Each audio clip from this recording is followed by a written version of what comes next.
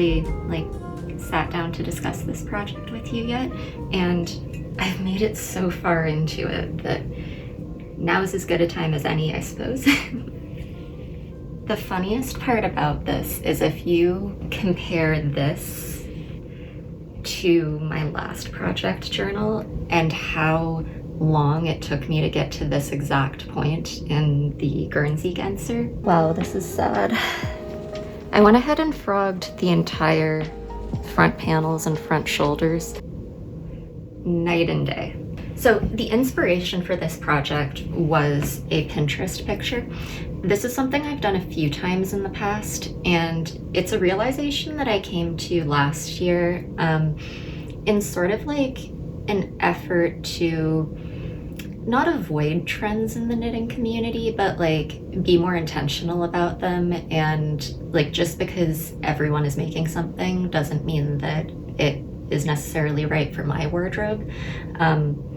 Examples right now would be the rosy sweater or the sailor slippers, both beautiful, amazing patterns, but I just don't know that they're for me. So I like to try to find my inspiration for my projects somewhere other than just scrolling Ravelry. I still love scrolling Ravelry, going through the hot right now, seeing what everyone's up to. But it's a little rarer that I find things on there that I'm yes, that is my personal style. I hope that makes sense. An example of that would be last year I made the Sunday sweater, and I think that I came to that decision after I already had the yarn, so it was I have the yarn and need to find a sweater for it. So I scrolled through Ravelry, found the Sunday sweater, which was super, super popular, and the yarn fit the gauge and everything, so it was a good choice. But then I end up with the Sunday sweater, and I'm I don't know that this is actually my style. So what I started doing after that a few times is starting from my Pinterest, and I would look through outfits that I've saved on Pinterest and try to find a knitting pattern that would not be a dupe for the knitwear in the picture, but would give a similar vibe, if that makes any sense.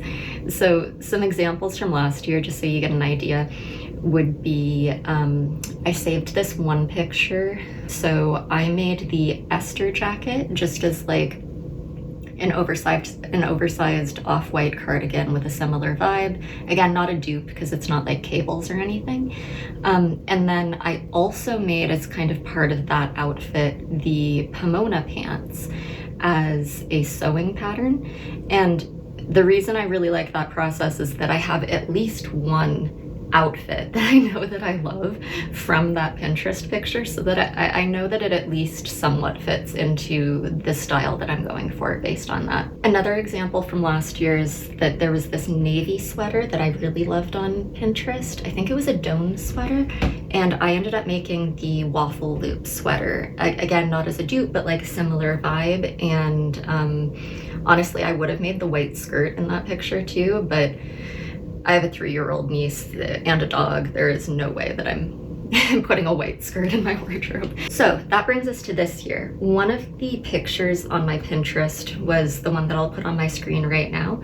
And again, this is a Pinterest picture, so I don't know the exact source. I believe that I did a Google reverse image search, and it seems to just be someone on Pinterest. I don't know where the sweater is from. It might be fast fashion or something. No idea. The point is that I really liked the color combination, the fluffiness of the sweater, and the round yoke. So I decided to start with the yarn because that color palette to me just screamed knitting for Olive. Any kind of especially cool toned, muted colors, knitting for Olive. So this is the yarn that I've gone with. The blue is soft blue, the white is cream, and the brown is cardamom. So what this ends up giving is a pretty high contrast between the white and the blue, and then a lower contrast between the brown and the blue, which is really nice. Now, I started from the yarn, and then I went on to Ravelry and tried to find patterns that would match the gauge of this yarn. And what I ended up finding was the Kerti sweater, which was not on my radar originally because it's actually listed on Ravelry as a sport weight pattern, but it had the gauge that I got with this yarn, so went with this. This is a new designer to me. This is by Orlane Sucche. And I have been so impressed by this pattern so far. Even just scrolling through the pattern before starting, it just made me so happy. I can't speak too much to the fit yet because you can see how far I am, but I'm very optimistic about it because I'm so impressed with the short row shaping. I've done a couple round yoke sweaters in the past. I'm just trying to remember, but I think that they were both by Sari Nordland. Yes, and I like the fit of them. I had no complaints, but I think I'm even more impressed with this one because there's some short rows right before starting the color work chart. So just like on the back of the neck right after casting on, a few short rows. And when I finished them, I was like, is that enough short rows? It's really not going to lift the back very much. I hadn't read through the whole pattern. There are more short rows after finishing the yoke, but before dividing for the sleeves and body. So if I show you the back, I don't know how well you'll be able to tell, but there's like maybe 1/2 inch of short rows up here, and then probably more than 1/2 inch down here. And those ones actually wrap all the way around the front. So they probably wrap around to like here. And so they're pretty like substantial. And then after that, you divide for the sleeves. So you can see I've got my sleeve stitches on hold here, and I've got maybe like 6 or 7 centimeters of the body. So I'm really happy with this. I'm thrilled with the color combination. I have this whole theory when it comes to knitting, and I really need to like flesh out this theory, but it's like knitting is such a like 50-50 craft for me, in between like technical sort of math and science type construction really, and then the other 50 would be like the artistic element of it with like color choices, design elements, fit even. And it's so like 50-50 between technical and artistic. I feel like knitters really fall into one of two categories, which is like a technical person who is learning artistic things through knitting, and then technical people who are learning more artistic things through knitting. And I mean, I'll give you one guess which category I fall into because my background's in engineering. So like anytime I have to pick colors, I end up totally overthinking it, but I'm quite happy with this. I'd be curious what you guys think of that theory and which of the two categories you think that you fall into, if either. Basically, my conclusion of my theory is that the two sides need to help each other out. Like, you need to help me with the colors and I can help you with the math. I feel the same way when it comes to like color analysis and color seasons. Like, super interested in it, don't really understand it. I am quite optimistic about this color palette though. I think it's sort of soft and muted enough that I think it should work quite well. My plan right now is to finish this ball of mohair. This is the second ball of the main color mohair and merino that I'm going through. So I think after I finish this ball of mohair, I'm going to take a break from the stockinette body to do the collar. I am going to have to do a little bit of math for, I think I'll probably show you when I get to that point. The collar is quite significant, like that. The color work yoke actually sits like quite low if you look at the sample pictures. So it's a pretty long collar and I really want that ribbing to be neat. So I'm going to go down an extra needle size for that, and I'll have to do a little bit of math in terms of how many stitches I actually want to pick up to account for that. The other thing about this project is that I don't work with mohair a ton. not for any particular reason, partly budget reasons, partly that I like the look of like stitch definition like on the piece that I'm wearing without any mohair. But I do think that there's a time and a place for it, and in this case, the fluffiness of the inspiration picture is why I went with a mohair.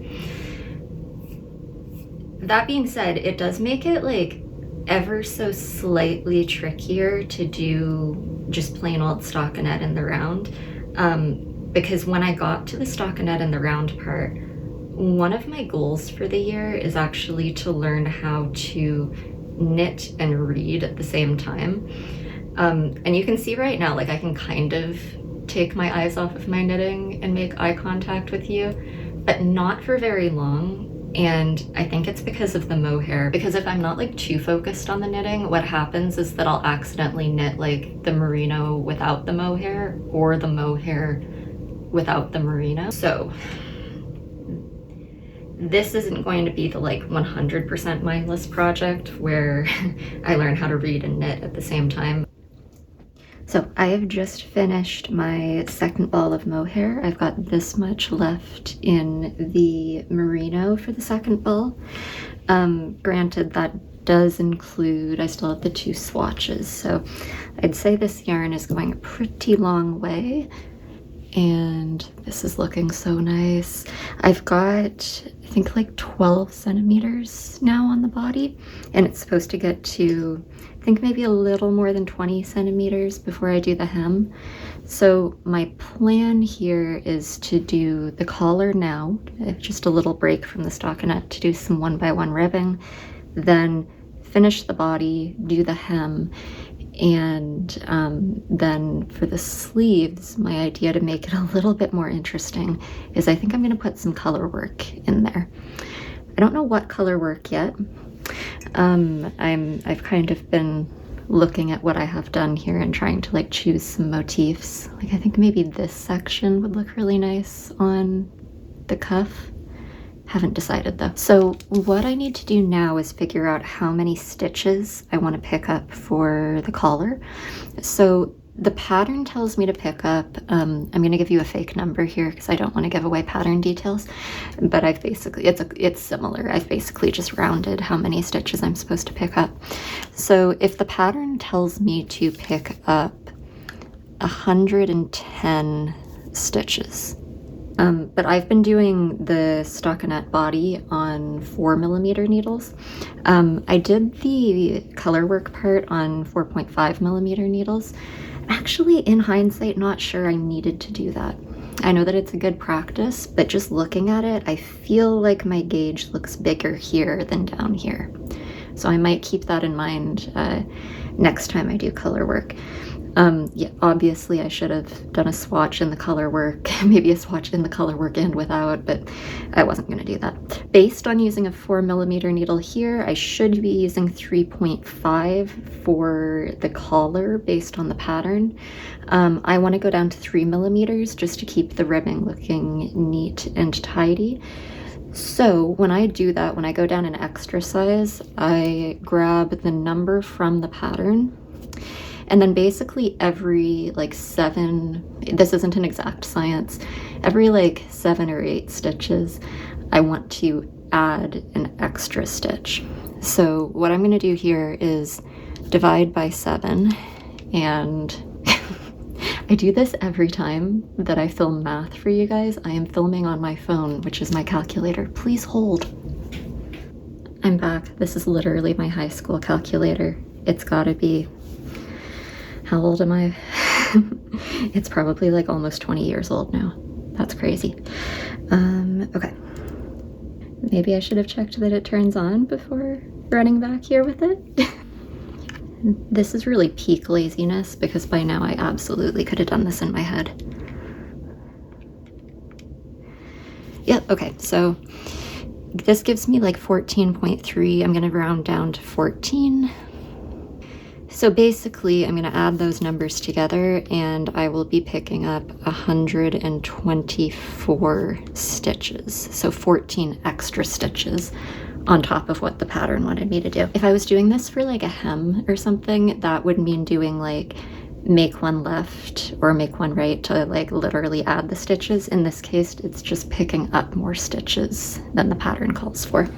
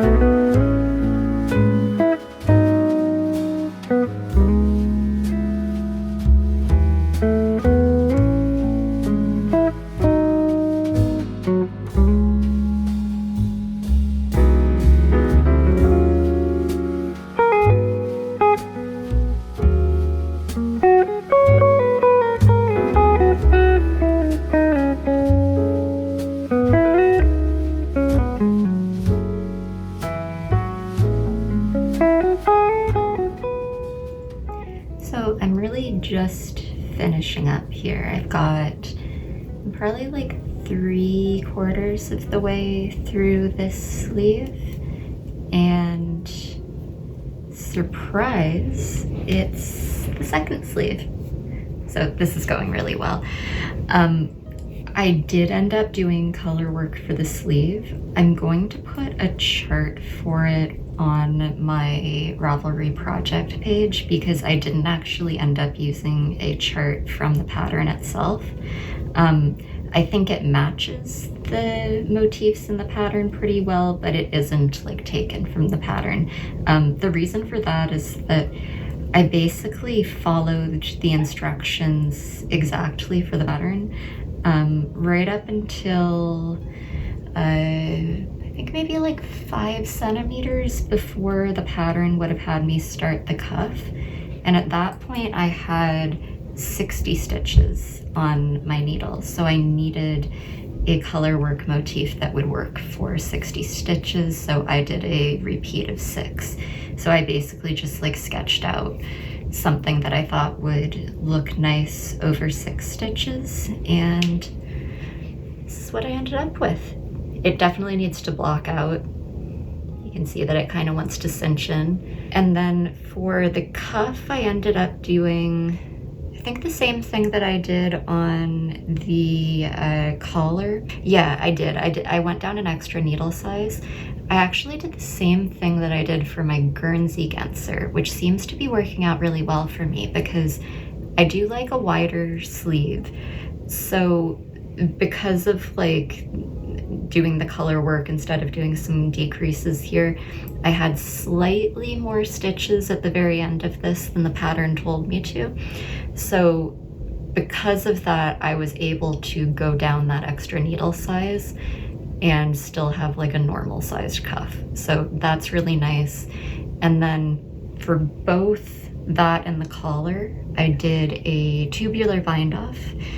And when I did the tubular bind off, I switched to an even smaller needle size. So like right now for the main part of the sweater, I'm on 4mm needles. So I went down to 3mm to do the ribbing. And then when I got to the tubular bind off, I did a 2.75, either 2.75 or 2.5mm needle for the setup round of the tubular bind off and then the bind off itself. So yeah, I'm just finishing this off. I'd kind of been considering this like my February project. I did want to get it done in winter because it seems quite wintry to me, and I don't know how much I'll want to be wearing mohair in the spring. Today's March 2nd, and I think I'll probably finish this like tomorrow.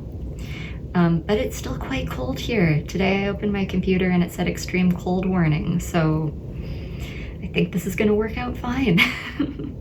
And then we'll get into spring mode and start thinking about spring knitting. Oh, let me show you my library haul. I'm pretty excited about it. One of the books I grabbed from the library was a recommendation from one of you. Ugh, yarn bowl. So I got 3 books at the library. Seriously, if you are not using your local library for knitting resources, just go see what they have. It's pretty amazing. I've in the past checked out some of the like 52 weeks of socks. I've also gotten the Knitting for Olive book. So I mean, if you're looking around Ravelry for free patterns, you can get entire books at the library. This is one that I was looking at there. And I'm filming a video right now, like a spring cleaning type thing, and I went through my stash and I was looking at all of this like leftover yarn that I have, like single skeins of stuff, even less than single skeins, but like not quantities that I would want to part with. And when I was looking through this book, like, look at those mittens. Yeah, there's a lot of just really good color work options in here. Like, look at that. Like, quite modern, but clearly inspired by, a lot of them are like pretty traditional Fair Isle, but like with this modern twist. Yeah, I'm excited to take a look through that and kind of try to match some of those with some of the yarn that I have. I think that'll be fun. Then, the 2 that I had placed on hold. Oh. My mitten obsession is continuing. This is called Discover the Rich History of a Norwegian Knitting Tradition with over 500 charts and 35 classic patterns. So from what I can tell, I only just flipped through it, but from what I can tell, there's like 35 patterns for how to make a mitten. But then, yeah, there's so many motifs in here. So you should be able to like kind of pick and choose the motifs and then apply them to mittens. And having made a couple of mittens in the past, oh yeah, like I'm not gonna show you like full charts obviously, but like look at this page. This would be an example of just like options of motifs that could go up the side of a mitten. Like, do I have one to show you? Yeah, so like these are my Effie mittens, which are like a, as far as I know, traditional Selbu design.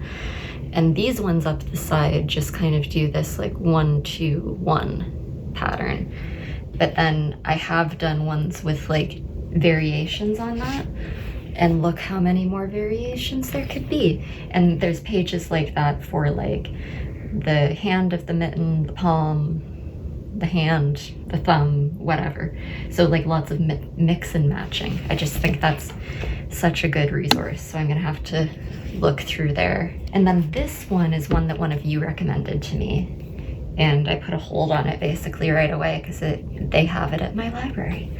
So this is mittens from around Norway. It looks like fairly modern patterns in here, but clearly inspired by like historic Selbu mittens once again. The description of this one is, tour the wonders of Norway without ever setting down your knitting needles. Delve into 400 years of Scandinavian knitting history. So yeah, one of these books is gonna be my bedtime reading tonight, I think. And actually, if there's anything in any of those books that is like a light DK weight, I am definitely going to have leftovers of all 3 of these yarns from this sweater. And this is such a nice color combination that mittens would be quite nice. So I'll take a look at that.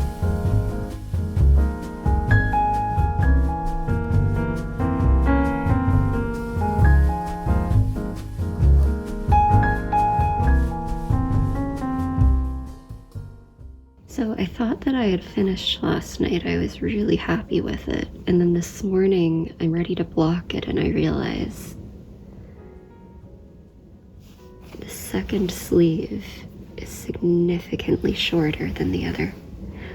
And I was just counting the decreases because the decreases on the underside of the sleeve are visible.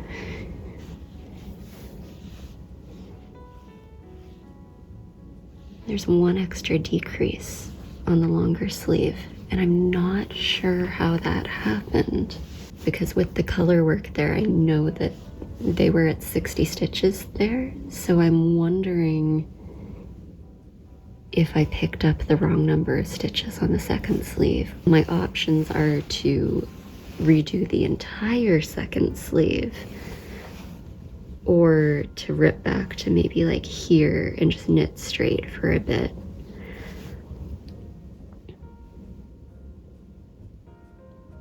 I'm gonna think about it.